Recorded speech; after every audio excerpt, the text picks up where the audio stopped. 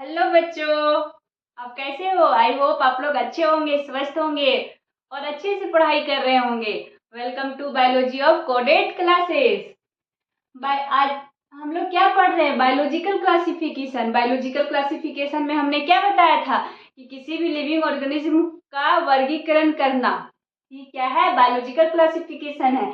हमारे इस धरती पर 1.7 से लेकर 1.8 मिलियन स्पीसीज का खोज कर चुके हैं अभी तक। तो उतने सारे स्पीसीज के बारे में जानना, उनके बारे में स्टडी करना हमारे लिए बहुत डिफिकल्ट हो गया था।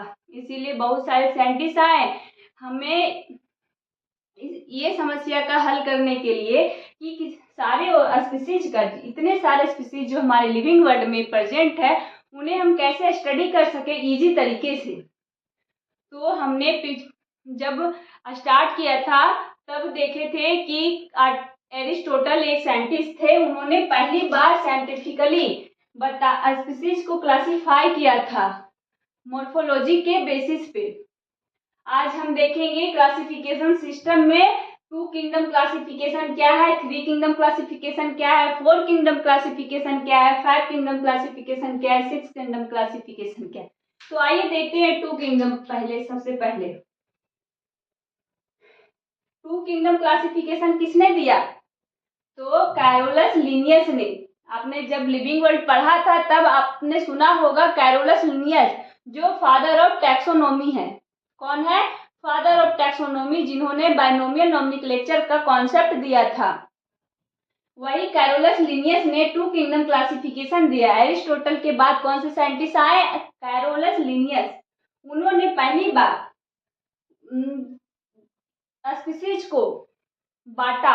उन्होंने किनके बेसिस पे बांटा? सेल वॉल प्रेजेंट है या नहीं। एरिस्टोटल ने मोर्फोलॉजी कैरेक्टर को देखकर लोकोमोशन के बेसिस पे बांटा था। इन्होंने सेल वॉल प्रेजेंट है या एब्सेंट है, इनके बेसिस पे स्पीसीज को 2 भागों में बांटा। पहला प्लांटिया और दूसरा एनिमालिया। पहला कौन सा?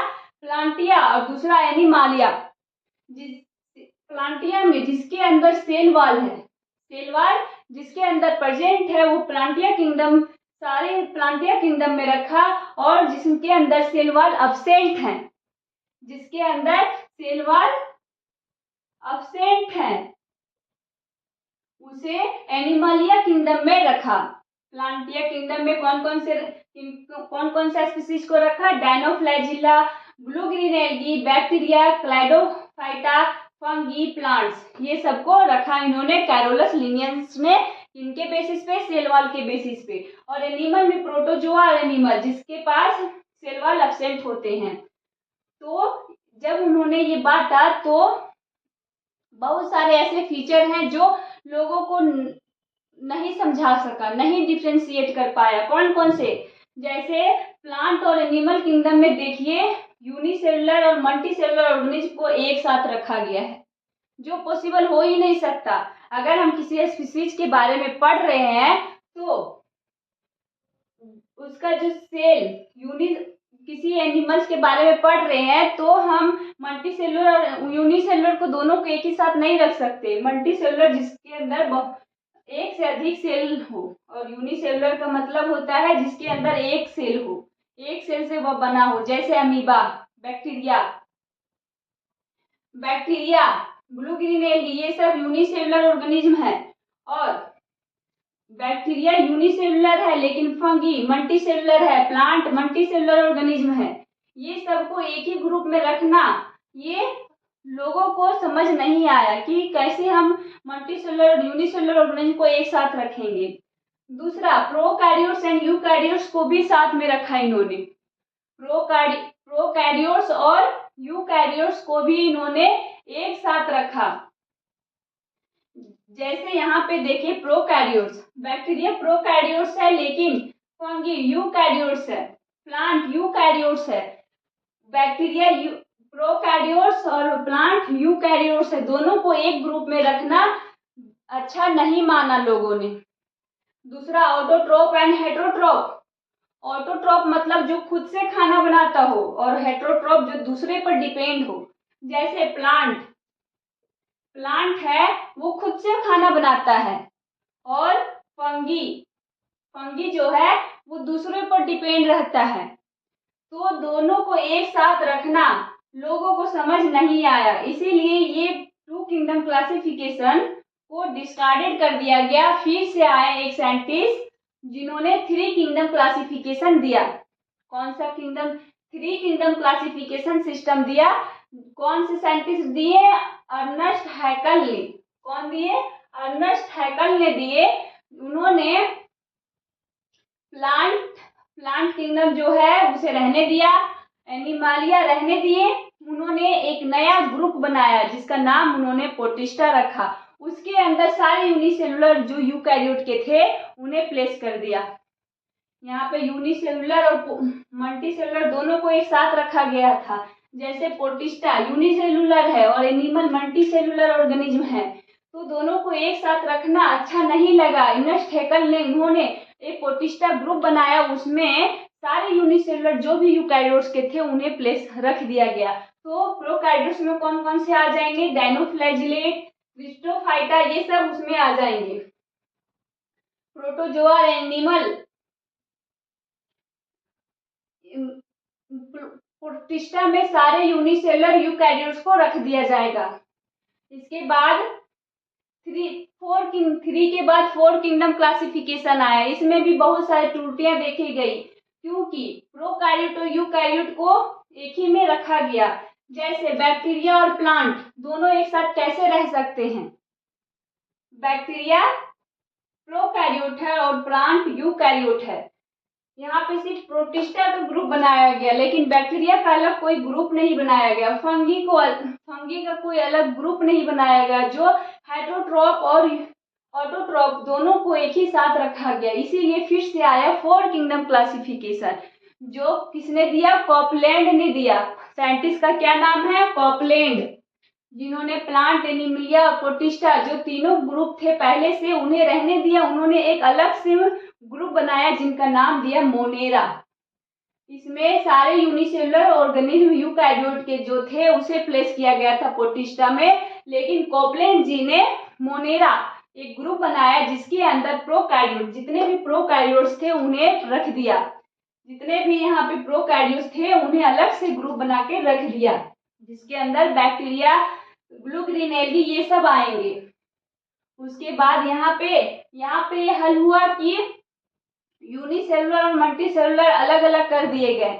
यहाँ पे हल हुआ फोर किंगडम में कि प्रोकैरियोट और यूकैरियोट को अलग कर दिया गया, लेकिन five kingdom classification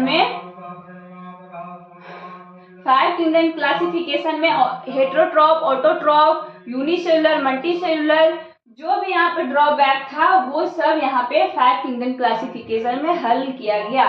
five kingdom classification universally accepted है, जो अभी तक हम पढ़ते आ रहे हैं। फाइव किंगडम क्लासिफिकेशन सिस्टम किसने दिया? आर.एच. विटाकर 1969 में। ये बहुत ही इंपॉर्टेंट है। आर.एच. विटाकर कब दिया उन्होंने? 1969 में फाइव किंगडम क्लासिफिकेशन दिया, जिसमें plantae, animalia, protista, monera. Four kingdom classification में ये चारों का खोज हो चुका था, ये इतना ग्रुप बनाया जा चुका था। अब फाइव किंगडम क्लासिफिकेशन में एक फंगी का अलग ग्रुप बनाया गया और उसमें जितने भी हेटरोट्रॉप थे, फंगी के जितने कैरेक्टर थे उसमें रख दिए गए। कुछ ऑर्गेनिज्म को इसमें प्लेस कर दिया गया जो ये सब ग्रुप में फिट नहीं हो रहे थे। इसमें क्या क्या कैटेगरिया लिया गया? फाइव किंगडम क्लासिफिकेशन जिसके वजह से यूनिवर्सली एक्सेप्टेड है, तो इसमें कुछ कैरेक्टर लिए गए, जैसे रिप्रोडक्शन का प्रोसेस क्या है, एसेक्सुअल या सेक्सुअल। सेल स्ट्रक्चर, उसका सेल स्ट्रक्चर क्या है, प्रोकैरियोट्स है या यूकैरियोट्स है, यूनिसेलुलर है या मल्टीसेलुलर है, ये सब देखा गया।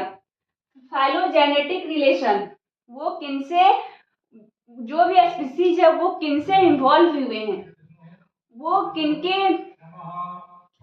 किनसे इन्वॉल्व हुए हैं, वो किनसे बने हैं, किनसे उत्पन्न हुए हैं, ये भी यहाँ पे ध्यान दिया गया। मोड ऑफ न्यूट्रिशन, उनका न्यूट्रिशन का मोड क्या है, वो ऑटोट्रॉफ है या हेटरोट्रॉफ है, ये भी देखा गया। थैलस, बॉडी ऑर्गेनाइजेशन, उनका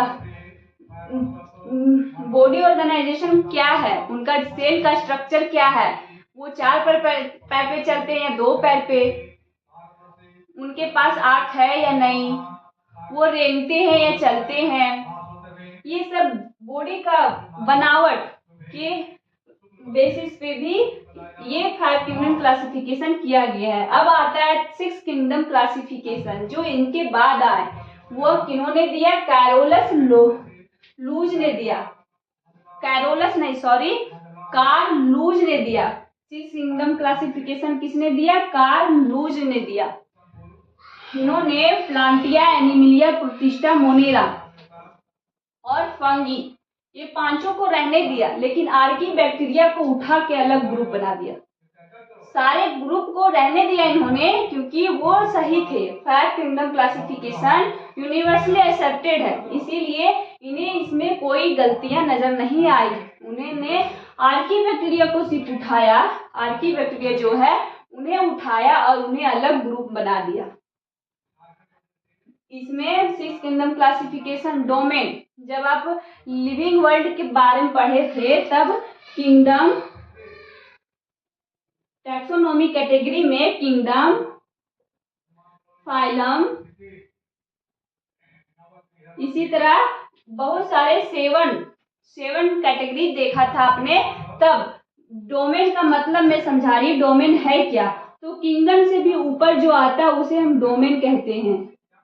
डोमेन किसे कहते हैं? जो किंगडम से ऊपर आए उसे हम डोमेन कहते हैं। तो 6 किंगडम क्लासिफिकेशन में 3 डोमेन बनाया गया। ये जो 6 किंगडम इन्होंने दिया, 6 किंगडम जो इन्होंने दिया उसे क्लासिफाई कर दिया उन्होंने 3 डोमेन में, 3 डोमेन में बांट दिया। पहला डोमेन जो मोनेरा है, जो मोनेरा है उन्होंने 2 ग्रुप बांटा उनका। मोनेरा को 2 ग्रुप में किया, आर्की बैक्टीरिया और यू बैक्टीरिया। मोनेरा को कितने भाग में बांटा? 2 भाग में। ये जो दोनों है वो मोनेरा को बांटा है इन्होंने। मोनेरा को 2 भाग में बांटा, आर्की बैक्टीरिया और यू बैक्टीरिया में। और दूसरा जो तीसरा है, पहला और दूसरा मोनेरा को बांट दिया है, और जो तीसरा है यूकार्या, आर्किया, यू बैक्टीरिया और यूकार्या। यूकार्या में प्लांटिया आ जाएंगे, प्लांटिया, एनिमालिया, प्रोटिस्टा,